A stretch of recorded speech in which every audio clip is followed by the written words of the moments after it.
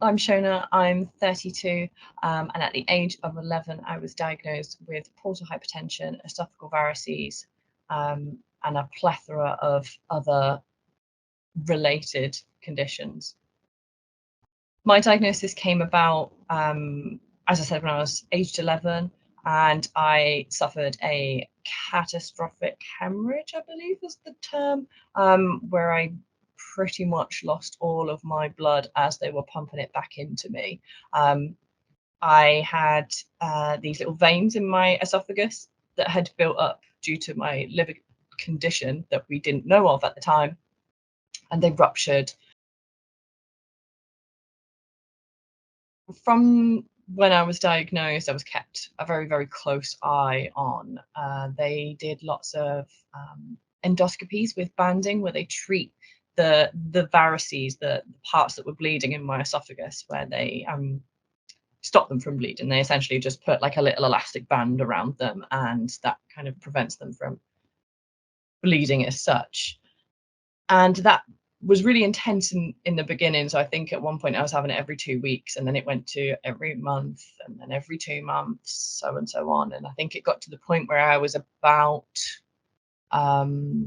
19, I think, maybe a little bit less than that, where it was every 2 years I was having an endoscopy. And at this point, I wasn't really being banded anymore. I wasn't having the treatment. It was just the surveillance of it.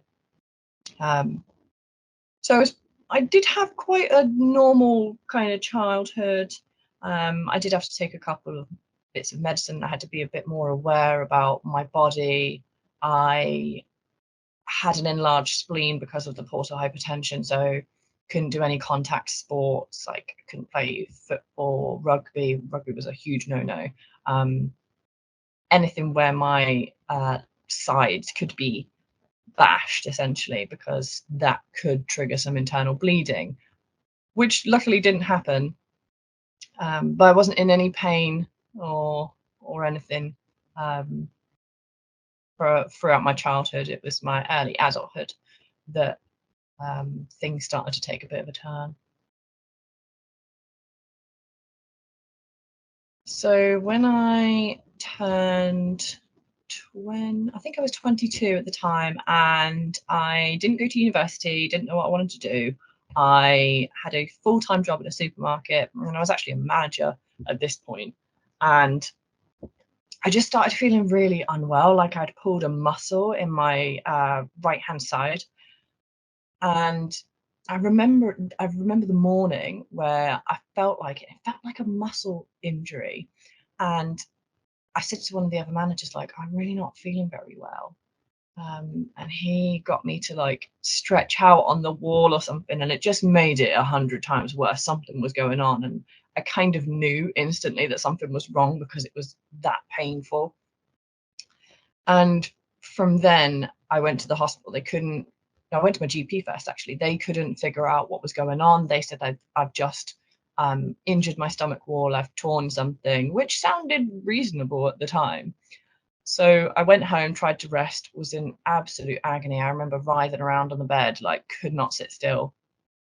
But then I woke up the next day and I was absolutely fine, weirdly. So I went to work, and within an hour of being at work, I had to be picked up by my mum because I was in way too much agony. Same kind of pain on my right hand side, and they took me to A&E. A&E did my blood, so I told them about this liver condition I'd had. Um, they could not find anything on my bloods that suggested there was anything wrong. So I was sent home. The pain continued for about 2 weeks, and then one night it really came to a head, and I ended up going to A&E, and they discovered that I had a really bad infection. So they treated me with antibiotics, and then the next day after they did a scan, I was feeling much better after the heavy IV dose of antibiotics. And they said on the scan that I had a liver tear. So I tore my liver somehow, and it was like an 8 centimeter tear, and they were so confused to why it had happened, because normally it comes about in like blunt force trauma. So they're asking me if like I'd been in an accident, in a car accident, and I was just like, no. So I had this 8 centimeter tear and this infection, and then it seemed to get better, and it seemed to be getting better. About 2 weeks later, went back to work, same thing happened again. I was just in agony. I had another infection. It was treated, and then it just never really got any better. I just kind of added more problems to the pile. These infections wouldn't go away. I ended up losing my job because my job wasn't supportive, and I was just coming constantly back to hospital, and the doctors and my specialists couldn't figure out what was going on. But what was going on was just having recurrent cholangitis. Um, and then I just progressively became worse. I then developed sepsis from one of the infections a couple of years later. Um, I then had the loads of blood clots discovered. So I think at one point I had about 10 blood clots all in my abdomen. So was put on blood thinners. And then I suffered another internal bleed from my stomach lining this time. So that was a side effect of the portal hypertension, something called portal biliopathy. So the blood supply is altered to the stomach and causes pain, causes bleeding. And of course, the blood thinners did not help with that. They made me bleed more. And then I was put on like constant antibiotics, like cyclic antibiotics, to try and counteract the infections to prevent me getting sepsis again. Regular scans, and then I managed to get through a whole university course in and out of hospital constantly. I have no idea how I did it. And the winter after I graduated in 2018, I'd had a routine scan, and they thought they'd seen something a bit weird on it. So they got me back in the December, and they scanned me again. And then they came to the conclusion, they invited me back, and they came to the conclusion that they'd found a tumor in my liver. I ended up going to have a biopsy. So they were doing it under sedation. They realized that they couldn't get to the tumor because it was so close to my lung, where it was in my liver. So they decided, two birds, one stone. Let's consider transplantation. They rang me in January, very early January, I remember, because I was back at work, and they told me about their plans with the transplant list, said that I'd be invited for assessment, which I was. That was terrifying all in itself. It was just very overwhelming, and just being absolutely terrified that I wouldn't actually get onto the list because something would be wrong, because I've always been told I was too complicated. Even the specialists, I was too complicated for the specialists. But I made the list. And then I waited a hell of a long time for an organ. I went through a failed chemotherapy. So they tried to do something called TACE on me just before COVID hit, and that didn't work. And then things got put on hold because COVID happened. And then after the first wave had calmed down, I went through a type of radiotherapy called SABR, which was really good. I suffered pretty much next to no symptoms. I was really worried, but I just was a bit tired for about 3 weeks. And that was it. And it worked really, really well. I think I had 2 or 3 tumors at this point. And the treatment was to keep those tumors small enough so that I could stay on the list, because there's a limit to how many tumors you can have and how big those tumors are. In total, I was on the waiting list for a liver for just under 4 years. I think it was like 3 years, 8 months or something. 3 years, 9 months maybe. And it was just hell on earth. It's probably the worst thing I think I've ever gone through in my entire life, to be that poorly and to know that somebody else is going to die and you're going to benefit from that, is a real play on your mind. I know that you have no control over it, and it's what that person wants, but there's still something that feels not right about it, even though it's benefiting you. I think it's a mental battle, and I am super, super grateful. I always will be. I will never, ever be able to say thank you enough to my donor and their family. Nothing will ever come close. I was in denial for quite a while. I kind of didn't accept that I had cancer until they began treatments, because they always said that they weren't 100% sure and we couldn't biopsy it, so we couldn't confirm. However, on the scans, it did look cancerous. The the mental toll of feeling like you are a ticking time bomb is indescribable. You I just thought I was gonna die. I just didn't even with the transplant, the longer it took with the waiting, I just thought it's only a matter of time before these tumors spread.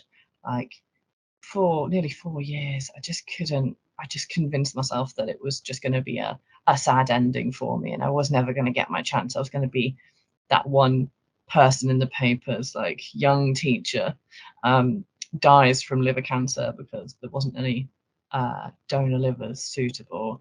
It just affected everything. It sucked the joy out of all of my life for most of 4 years. I just felt like a burden. I couldn't work. Everyone was having to look after me, and at my age, and especially when, so I was 27 when I was diagnosed, and you don't get many people age 27 that have had any type of cancer, never mind liver cancer, because liver cancer is associated with other things. So when they initially told me I had cancer, I didn't accept it until they were about to do the chemotherapy. And then when I thought, they must be pretty sure to be pumping this horrible stuff into me, I have got cancer. And then I think one day, I think it was that around that time, I realized that I was a cancer patient. I wasn't just a transplant patient, I was a cancer patient. And I didn't really know how to deal with that. Um, and there wasn't much support out there um, for young people with cancer, never mind young people with liver cancer. It's just kind of not really heard of. But it was an awful time, and I will do anything to make that time easier for somebody else if it comes down to it.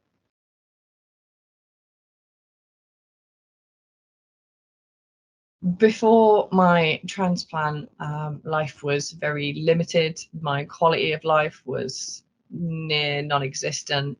I was in a significant, most of the time, overwhelming amount of pain. It was just constant trips to A&E. Is something going on? Is there something more serious going on? I was having a lot of treatments. I was having a lot of endoscopies, which caused me pain. I couldn't walk for very long. I just couldn't concentrate for very long. I was always extremely fatigued. I could go and have 12 hours sleep and still wake up exactly the same as how I was when I went to sleep. Nothing kind of happened. So I had one false call. So I had a false call, and I was just terrified. But that didn't go ahead. And then I waited a long time again. I think it was nearly another 2 years until my next call. And I was as calm as anything. It was really strange. It was as if I wasn't letting myself get excited because I knew what had happened last time. I just very calmly got a shower in the middle of the night. Bear in mind, this is 2 a.m., literally 2 a.m. on the dot. And I thought, you know what I need? I need a shower. So I was really, really calm. I was using music to calm myself down, had a shower, had a little something to eat, because they tell you to eat because it's going to be a while. And then it took me about 2 hours to get to the hospital. And that drive was a bit nervy. I would admit that. My partner, my fiance Thomas, drove, and he was in bits, I would say. He wasn't very emotional, but I think he was just really scared. Um, and the drive just seemed to take forever. And then we got there, and it started to feel like we're at the hospital now, things are kicking in. And then it's just a whirlwind.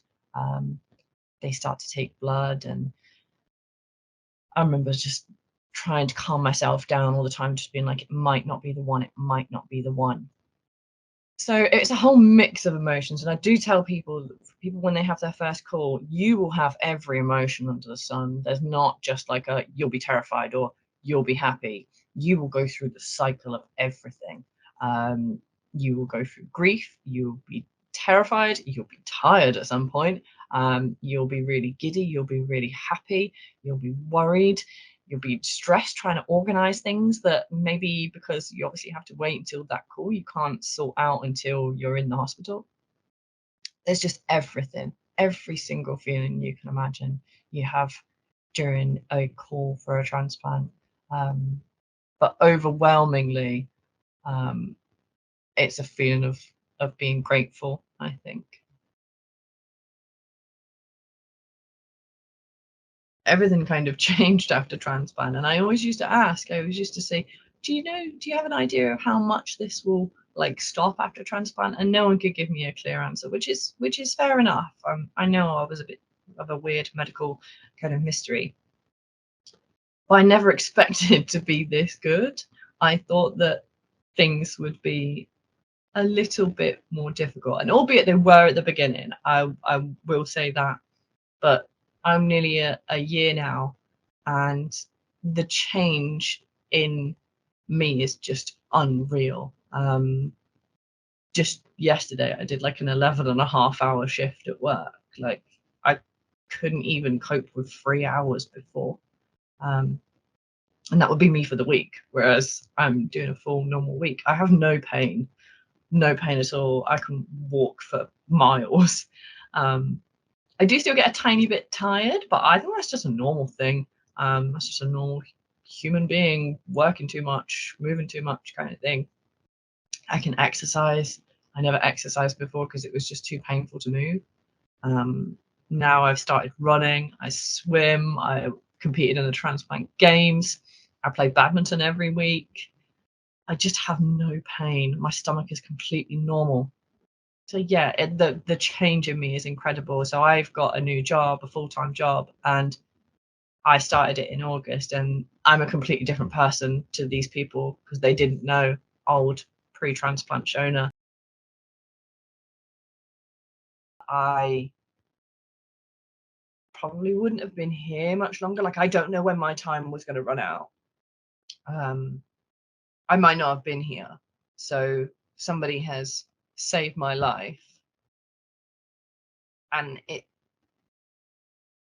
I can never explain what that's like. It's very inconceivable unless you've seen somebody go through it or been in that position yourself.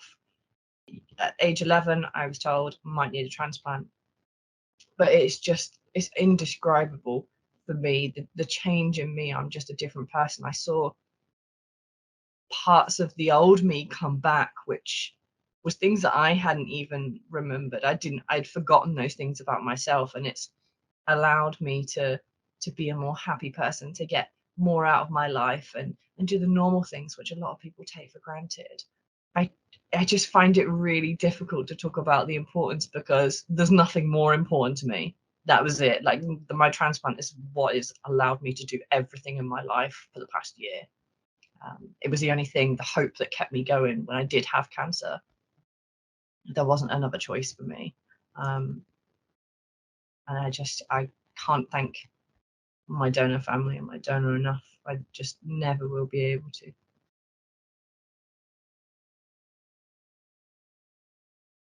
I think the surveillance can mean the difference of life and death, but also treatment and not treatment, transplant, no transplant. There's just so many different variables. And realistically, if I wasn't under surveillance, all my symptoms were masked. I wouldn't have known until it was kind of maybe too late. My advice to anybody who's in a similar sort of position to me is to, number one, get on Instagram. There's a huge transplant and cancer community on there with support at every kind of way you can think of. Um, British Liver Trust support groups were an absolute lifeline. I made so many friends. I learned so much. I was so much more prepared for transplant. It kind of took a lot of the scary stuff away for me. Reach out if you need help with mental health, counseling, therapy. Quite often, the hospital can provide some for you. I think I had about 3 or 4 different types of mental health help, so counseling, peer to peer, CBT. It all helps. And take it. It doesn't mean you're weak. It just means you need a little bit of help right now. And once you have that help, you can implement it yourself. It's not fun to go through, but it will help you in the long run. And just speak to your family. Tell them tell them how you're feeling. They'll never be able to completely understand, but don't hide away how you're feeling, because it's not good for anybody. You need to look after yourself. You're not well. You need to look after yourself.